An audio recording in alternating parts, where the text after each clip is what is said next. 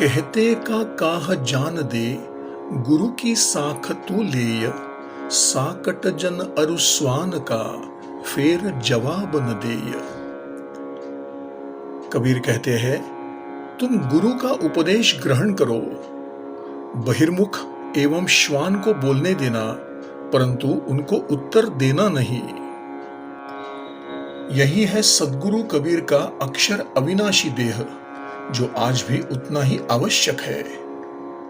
उनका सीधा साधा वेश, बिना आडंबर की सद्बोधक वाणी और परब्रह्म का उद्बोधक अनुभव इस कठोर काल में पुनर्मूल्यांकन करने योग्य है। संतों के शब्द कभी पुराने होते हुए जाना या सुना है किसी ने? उनकी एक एक साखी में, एक एक शब्द में जीवन की सत्य साधना को सिद्ध करने की, मैं पद का विसर्जन कर प्रेम रसायन द्वारा नवजीवन प्राप्त करने की प्रक्रिया भरी पड़ी है। उनके प्रत्येक शब्द में प्रेम की मस्ती दिखाई पड़ती है और यही प्रेम मस्ती ने उनको अपने जीवन संग्राम में विजय माला प्रदान की है। उन्होंने जो कुछ कहा है, मात्र पुस्तक पढ़कर पंडित बने हुए पामर मनुष्य कह ही नहीं सकते। विद्या पढ़कर कागज एवं स्याही से कबीर की प्रेम मस्ती को कोई कैद भी नहीं कर सकते। मस्त कबीर तो ऐसे पंडित को पंडित ही कहा मानते हैं। पोथी पढ़ी पढ़ी जगमुआ, पंडित भयान कोई, ढाई अक्षर प्रेम का, पढ़े सो पंडित होए। अनेक शब्दों एवं वाक्यों का इन पोथी पंडितों ने जिस प्रकार का अनर्थ किया है, उसी प्रकार प्रेम शब्द का भी अनर्थ हो गया है। प्रेम का संबंध आत्मा के साथ है। इसी अर्थ को लेकर ही सद्गुरु कबीर ने प्रेम की महत्ता का प्रतिपादन किया है। सद्गुरु श्री कबीर की भक्ति साधना का केंद्र बिंदु प्रेम है। भक्त तो भगवान की प्रतिमा है।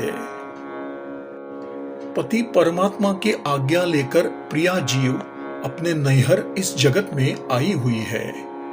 प्रियतम ने उसको लगन की चुनरी देकर उसको सावधान करते हुए कहा है, अपनी शादी के स्मरण चिन्ह रूप इस चुनरी में किसी प्रकार का धब्बा न लगे, उसी प्रकार तुम्हें जगत में चलना है। उसकी किनारी भी गंदी होनी नहीं चाहिए। चुनरी के रंग में भी फर्क ना हो। आज जिस प्रकार की चुनरी अर्थात मानव देह लेकर तू जगत रूपी पितृगृह जा रही हो, वैसी ही चुनरी बिना धब्बे की लेकर तुम्हें अपने घर वापस आना है।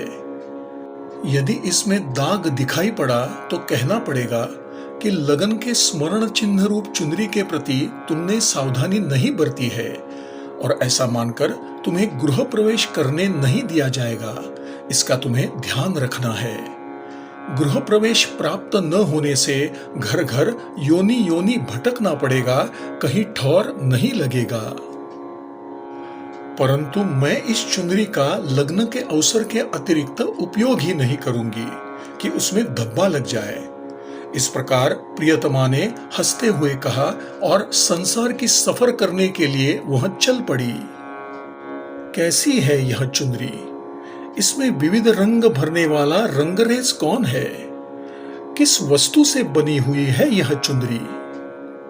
सद्गुरु कबीर कहते हैं, कोने रंग रेजवा रंगल मेरी चुनरी, धागा 5-25 लागा, हाथ परी परमारथ दुलरी।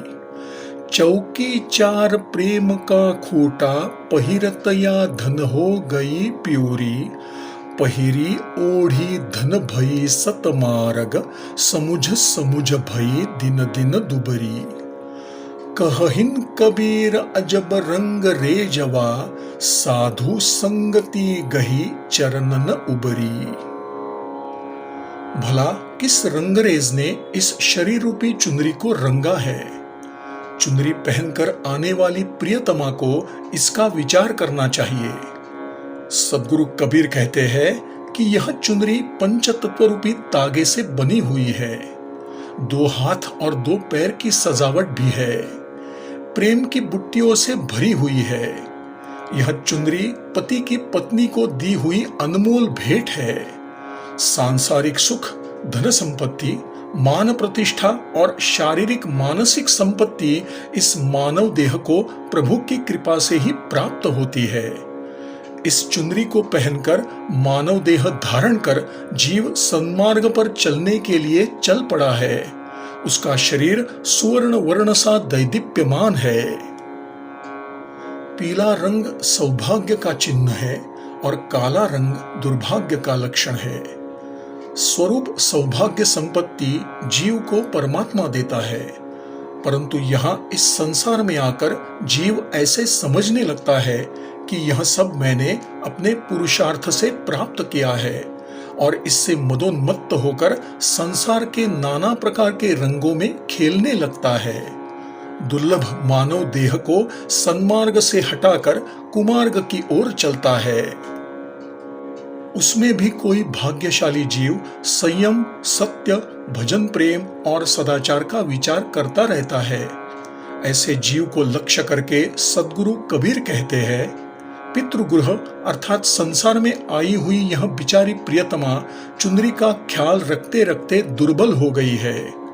कठिन साधनों के करने से उसका शरीर लकड़ी बन गया है। ऐसा जीव धन्यवाद के पात्र है जो हमेशा अपने लगन का स्मरण चिन्ह चुंदरी का ध्यान रखता रहता है। जो भाग्यशाली जीव संतों के समागम में रहेगा उसकी देह को दाग लगेगा ही नहीं, वह आध्यात्मिक तथा सांसारिक कलंकों से बच जाएगा। जिसने इस चुंदरी का सदुपयोग किया वह प्रिय परमात्मा का प्रिय पात्र बन जाएगा। परंतु जिस अभागिनी स्त्री को संसार का मोह लग गया, जो राग द्वेष और मैं मेरा के विकारों से व्याप्त हो गई, उसने अपने प्रियतम को याद भी नहीं किया। उसकी चुंदरी में कुकर्मों का धब्बा लग गया जो धोने पर भी छूटना कठिन हो गया। उस चुंदरी की चमक निकल गई, रंग बदल गया। श्री सद्गुरु चरणार्पणमस्तु।